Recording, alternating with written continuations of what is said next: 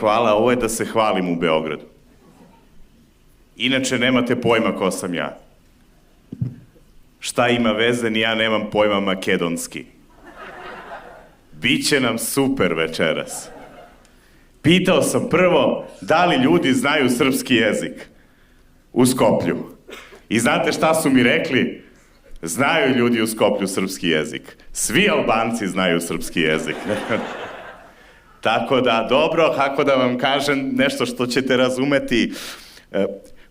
Kosovo je Srbija. Ne, nema veze.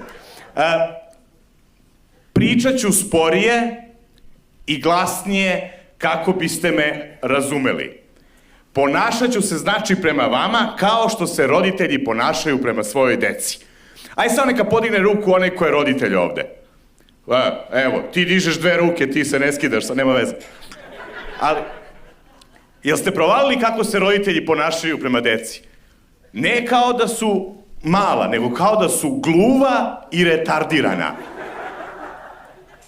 Sine, fuj to!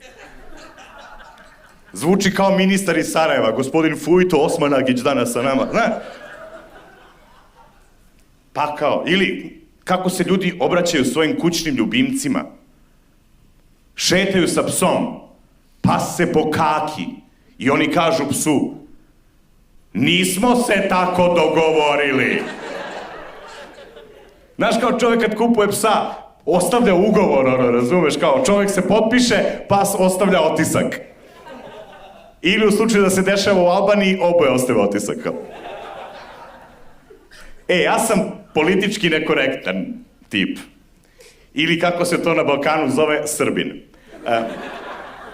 Stvarno, moram da vam kažem, znači, nema ljutnje, znaš, ima šala na račun manjina, ali nemojte da se ljutite. Nemojte da se ljutite kad se šalim na račun verskih manjina, nemojte da se ljutite kad se šalim na račun nacionalnih manjina. Nemojte!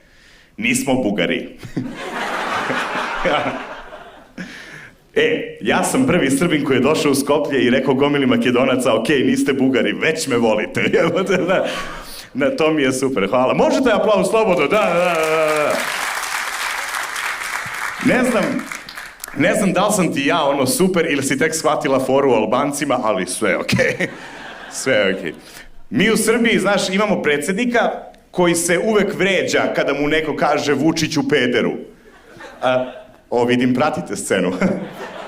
Da, moram da kažem da mi je ovo jedan od najlepših nastupa ove godine, jer od vas 120-150 ovde, koliko vas ima, po prvi put ove godine, sam siguran, niko nije glasao za Vučića.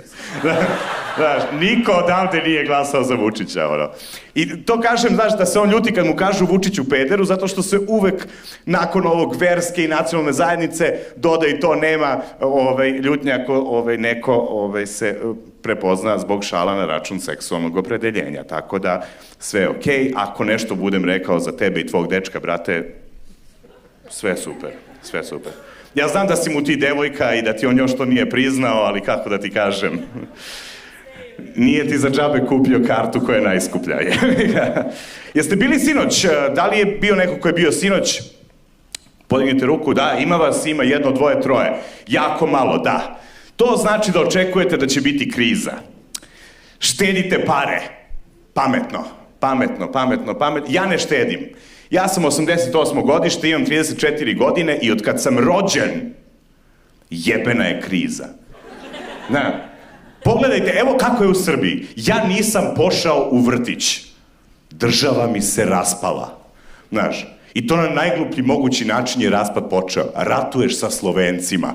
Znaš, kako najlakše ratovati sa Slovencima? Baciš im ružu i čekaš da se ubodu. Znaš, rat sa Slovencima. Tako je počeo raspad države. Kriza, ja nisam u vrtić krenuo.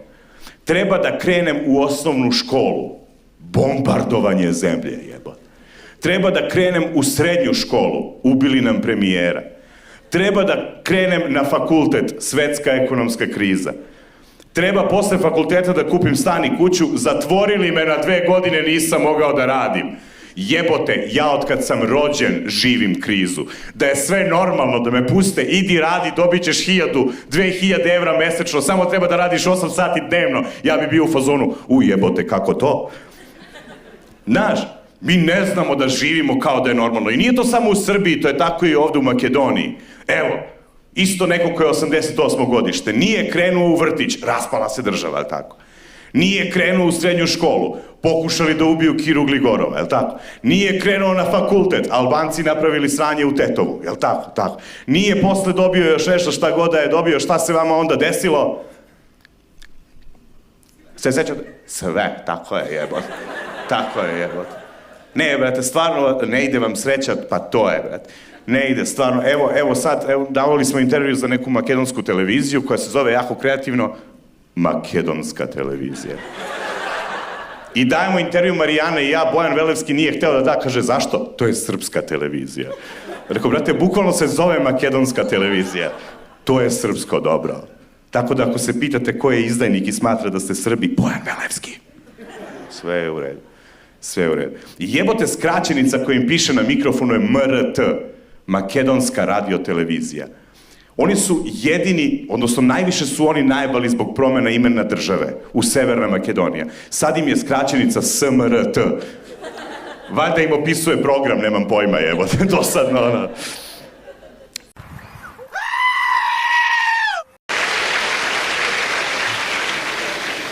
Nego kaj?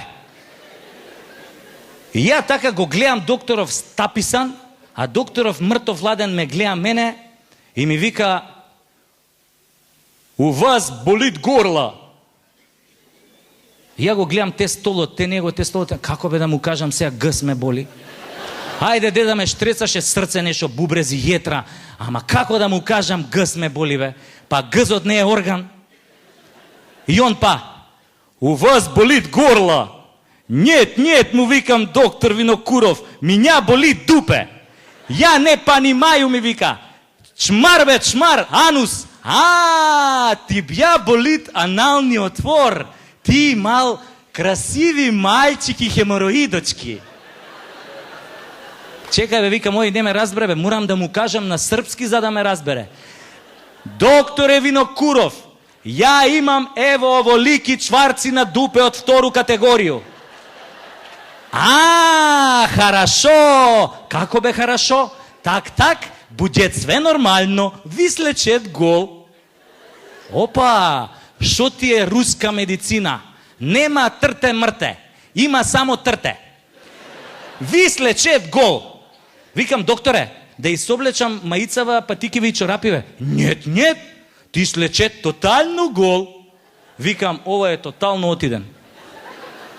Абе, викам, замисли Путин да имаше хемороиди, а сигурно има, пошто знам дека се добивале на нервна база. А Путин многу се нервира кога ќе поминат месец дена, а нема да затвори некој од рускиве тајкуни што не му плаќаат рекет. Мислам, исто е како кај нас, потпуно. И замисли Путин така со хемороиди да отиде кај овој доктор Винокуров, која е сега, и доктор Винокуров да му рече: "Товариш Путин, так, буде све нормално, ви слечет гол." Каде бе на Путин ви слечет гол, бе? Па Путин тепа мечки, Путин фаќа змии со голи раце, Путин дњури, Путин вози точак, Путин слуша техно. Каде бе на Путин ви слечет гол, бе? Знаеш ли бе, докторе Винокуров, шо ќе ти се случи ако ти на Путин му кажеш ви слечет гол? Па има да те снема бе до пролет. Цела зима ќе бидеш маскиран у снешко. Ке те најда дури у јуни месец кога ќе почне да се топи тоа снегот и у руските весници ќе пишуе: "Пронајден доктор Винокуров.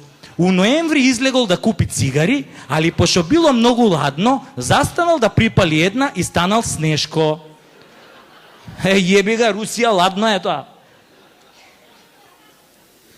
Ја да не јадам гум на имене да ме направат снешко. И така ја му викам, нели, на доктор Винокуров, уште еднаш му викам: "Докторе, цел да се соблечам?" Но, руска медицина сказала цел. Викам, затоа е прегледов 4500 денари, пошто се соблакаш у гул-гол. Викам, па добро, тоа е нормална цена, ако можем ја кај оваа матичнава за диши, кога немам плави картони да платам 600 денари, зашо Зашо као овој нели не би платил 4500 денара? Ја така стојам у Google пред рускиот доктор, а он покажува со тоа прстот на мртовечкиот стол и ми вика: ти спружил се тук на стола. Викам: докторе, читай ми од усни. Нема шанси. Нема шанси да легнам на мртовечкиот стол, ќе мора да ме прегледуваш стоечки, ќе стискам зуби. Довој, ми вика, спружил се тук на стола. Не бе, викам, докторе, ај шо ме соблече, тоа некако ќе опребродам. Ама да легнам на мртовечкиот стол, бе, нема теорија. Но, ја ти бија сказал, па че му ти легнал гол на мртовечки стол. Зашто бе, му викам, ај кажи, треба ја со хемороиди да легнам гол на мртовечки стол? Так, ја тебе сказал, па че му. Слиши ми нями, вика. Товариш, стола много хладен. А руска медицина сказала да ребетен мозък контролирает твои красиви мальчики хемороидочки. Kad ti spružil se gol na stola, твой организм добил шок. И ребетен мозък сказал на твои красиви мальчики хемороидочки да се повлечаят за увек. И твои хемороидочки капут. Ао, викам, има логика. И Хитлер така од ладното капут. Викам, докторе, па шо не кажа одма бе, ако так руска медицина сказала. И јас се соблакам гол, легнав на тоа мртовечкиот стол. Леле, луѓе, столот беше поладен од надгробен споменик на сибирски гробишта за Нова година. Абе, која легнав, заборев зашо дојдов и кого барам. И така лежам едно 15 минути, која стануе овој доктор Винокуров и ми вика: товариш, јас свршил, ти станал. Зашо бе, викам, докторе, да станам? Па мене ми е многу убаво да лежам гол на мртовечки стол. Па тоа му доаѓа као ново сексуално искуство за мене. И не знам како станав и не знам како стигнав до дома. Али кога стигнав дома, знам дека по неколку дена пак ми проработеа хемороидите и ја цурик назад кај Винокуров, нели да направам рекламација на газов. А од него ни трага ни глас. Доктор Винокуров пред 3 дена се изгубил во непознат правец. Ја тогаш сватив дека он мене ми зема 4500 денари на гладно срце и болен газ што никад не ми го излечи. Наравоучение: немој да му веруеш на доктор што се презива Винокуров, зашто ќе бидеш излечен Жимикуров.